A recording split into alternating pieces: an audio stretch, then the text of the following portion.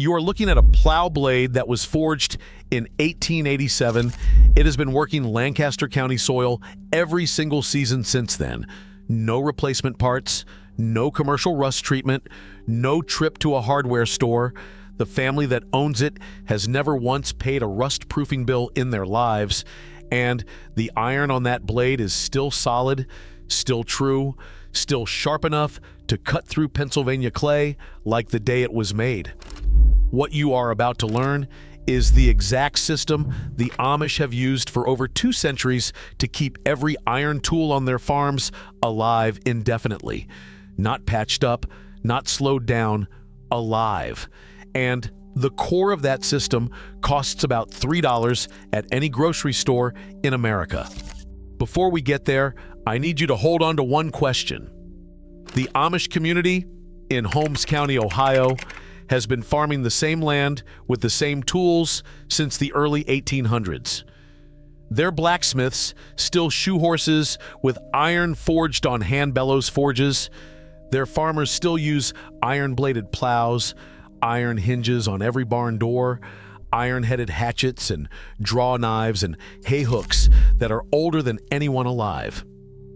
Now ask yourself why every single piece of iron equipment in a modern American barn gets replaced every decade, while Amish iron from the 1880s is still working fields today. Stay until the end. The answer will change how you look at every rusted tool you have ever thrown away. Here is what nobody tells you about rust on iron farm tools. Rust is not the end of the metal. Rust is a transformation of the surface. Iron oxide, which is what rust actually is, still contains the iron. The iron is still there. The molecules have changed partners, bonded with oxygen instead of staying pure, but the iron itself has not gone anywhere. The reason conventional rust treatment fails over and over is that it treats rust as something to be removed. Sand it off, grind it down, wire brush it back to bare metal, then coat the bare surface with paint or oil and wait for the cycle to start again. Any Amish blacksmith in Lancaster County would tell you that approach is fighting the wrong enemy. You are not supposed to remove the rust. You are supposed to change what the rust is. The chemistry behind that idea was formally documented in 1813 by French chemist Henri Braconnot, who isolated tannic acid as a pure compound and published his findings in Annales de Chimie. What Braconnot put into laboratory language, leather tanners and blacksmiths had already been observing for centuries. When tannic acid contacts iron oxide, a chemical reaction occurs.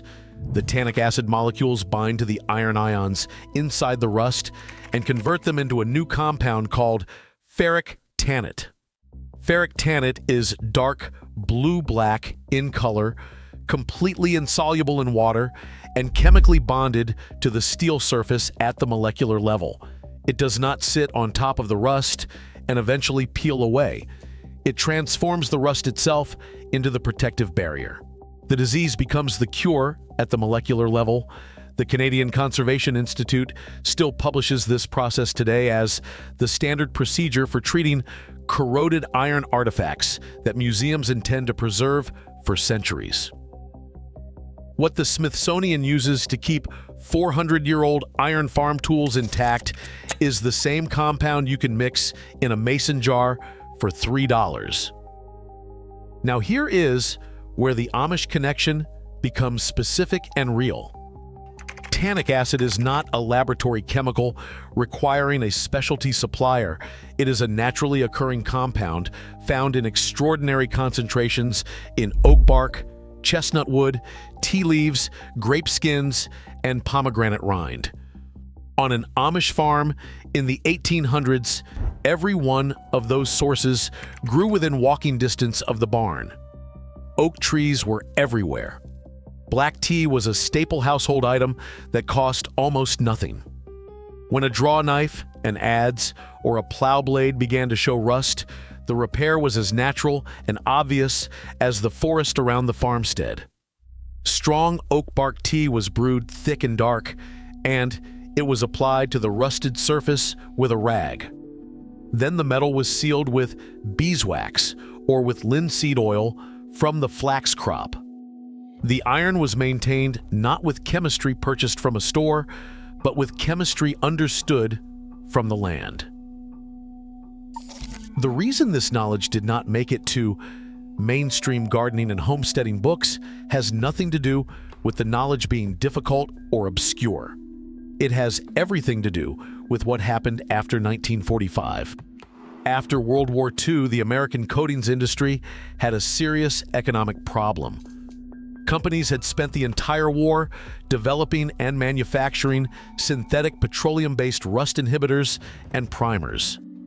They had built factories, supply chains, marketing departments, and retail distribution networks around products that cost 10 to 50 times more than tannic acid to produce. A naturally occurring powder that any person could brew from oak bark or purchase in bulk for a few dollars was not a product opportunity for that industry. It was an existential threat. So the industry did what industries always do when a cheap solution undermines an expensive one. They did not ban tannic acid. They did not even argue against it. They simply stopped mentioning it. They filled hardware store shelves with branded alternatives and spent marketing budgets making sure nobody ever thought to look at the ingredient panel on the back of the bottle. Here is what that ingredient panel actually says. The commercial rust converter products sold at every hardware store in America for $15 to $30 a bottle list tannic acid as their primary active ingredient. Pull up the safety data sheet on any major brand rust converter, and there it is, right in the chemical composition section. The manufacturers take $3 worth of naturally occurring powder, dissolve it in petroleum solvents, pour it into a branded bottle with aggressive packaging, and sell it back to you at 10 to 15 times the actual cost of the active ingredient. The chemistry inside that bottle is functionally identical to what an Amish blacksmith was brewing from oak bark in 1880. The only difference is the label and the markup.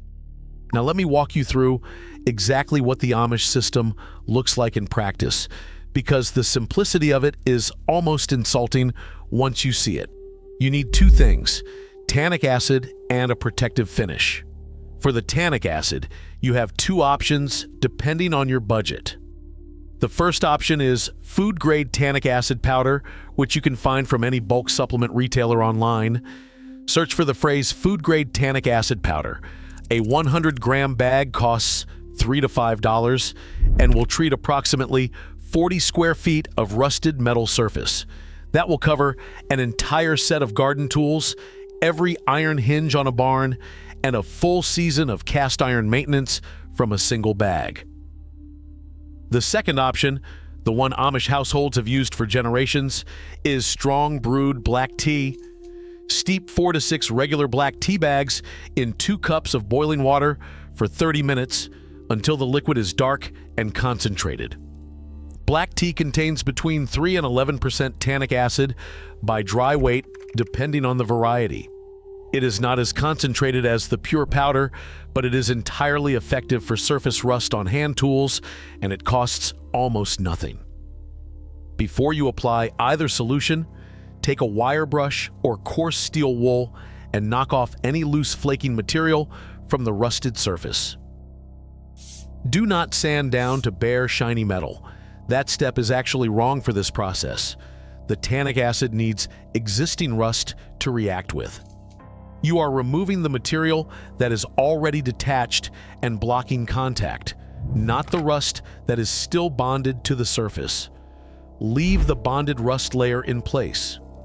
That is your raw material. Apply the tannic acid solution evenly across the rusted area with a cheap foam brush, a cotton rag, or even a folded piece of burlap. Within 10 to 15 minutes, you will watch the surface change color.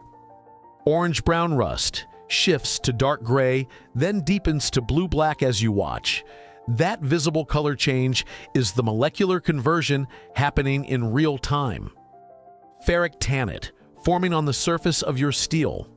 Let the treated surface air dry completely, which takes 2 to 4 hours, depending on temperature and humidity. Then apply a second coat, following the same process, multiple thin coats that fully cure between applications, build a denser and more adherent layer than a single heavy application.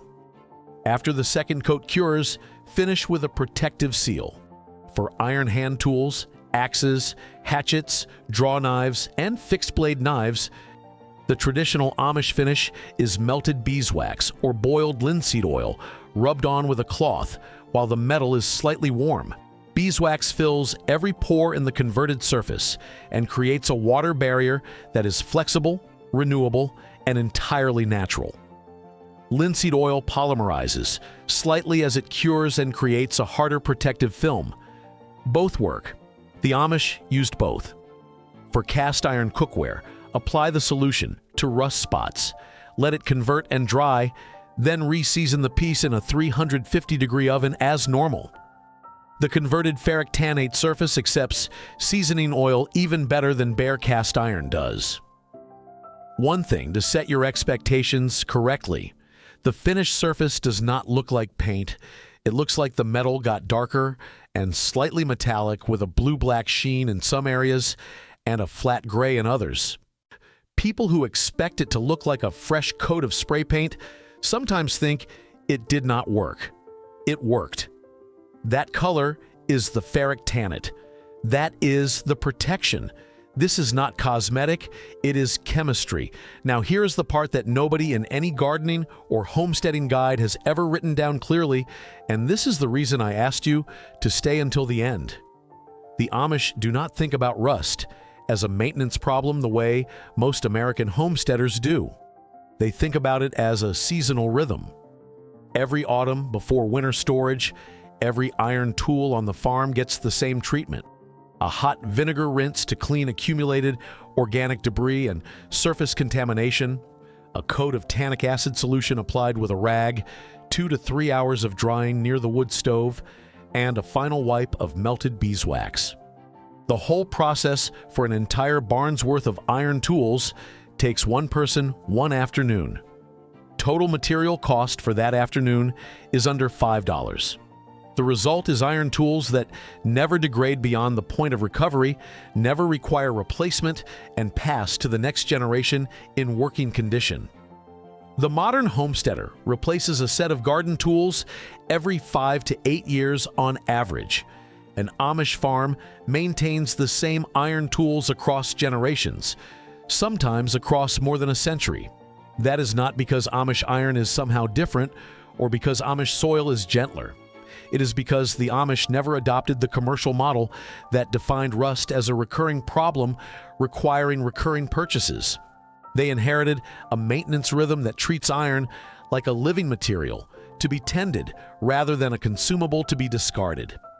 Every set of iron tools you have thrown away in your life, every shovel head with a rusted-through collar, every axe with a pitted blade, every cast iron pan abandoned to the trash because the rust looked too serious to deal with, none of it was past saving. It was past the point where conventional methods were worth the effort. With $3 of tannic acid and 45 minutes of your time, not one of those tools was beyond recovery. The rust-proofing industry spent 80 years making sure you believed otherwise. Not through any dramatic suppression or secret memo, but through something much quieter and much more effective. They simply filled every hardware store shelf and every automotive service menu with branded alternatives, made the alternatives seem technical and professional and expensive, and let the old knowledge sit on a shelf until nobody remembered to reach for it. You remember now. That is the whole point of this video. If you are the kind of person who believes that real practical knowledge gets quietly displaced when it threatens someone else's revenue, you already know what to do next. Leave a comment below telling me what tool you're going to treat first. I want to know whether it is a garden tool, a piece of cast iron, an old axe, or something else entirely. The specifics matter. They tell me what to dig for next. Subscribe because what comes next in this series is the Amish composting method that produces finished soil in 6 weeks instead of 12 months, and the agricultural extension data from Penn State that explains exactly why the industrial gardening industry has never wanted you to know it works. The knowledge was never lost. It was just waiting for someone to remember where to look.